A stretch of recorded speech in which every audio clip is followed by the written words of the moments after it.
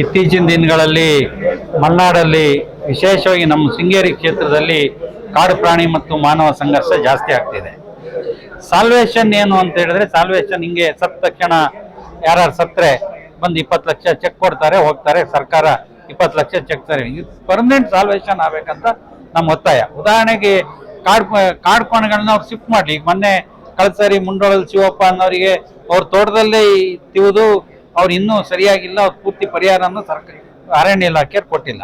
ನಿರಂತರವಾಗಿ ಈ ತರ ದಾಳಿಗಳು ನಡೀತಾಗ ಅವ್ರು ಏನು ಸ್ಪಂದಿಸದೇ ಇದ್ದಾಗ ಬೇಜಾರಾಗುತ್ತೆ. ಜನಗಳು ರೊಚ್ಚಿಗೆ ಹೇಳೋ ದಿನ ಬಹಳ ಇಲ್ಲ ಇದೇ ತರ ಆದ್ರೆ.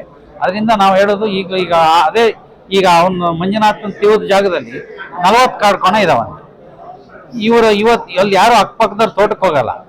ಇವರು ಮಂಜುನಾಥ್ ಅವ್ರ ಪಕ್ಕದ ಮನೆಯವರೆಲ್ಲ ಗದ್ದೆ ನಡೆದೇ 2 ವರ್ಷ ಆಗಿತ್ತಂತೆ. ಈ ಸಾರಿ ಬೀಜ ಹಾಕಿದ್ದಾರೆ, ಆದ್ರೆ ನಡು ಸ್ಟೇಜ್ ಅಲ್ಲಿ ಇಲ್ಲ.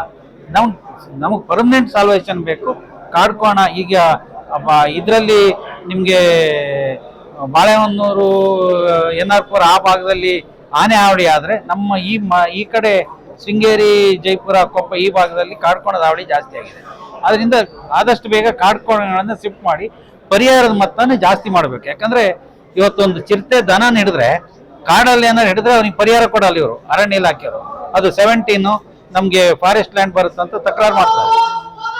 ಅದರಿಂದ ದಯವಿಟ್ಟು ನಾವು ಒತ್ತಾಯ ಅದನ್ನ ಪರಿಹಾರ ಜಾಸ್ತಿ ಕೊಡಬೇಕು ಅಂತೇಳಿ ನಾನು ಈ ಸಂದರ್ಭ ಒತ್ತಾಯ.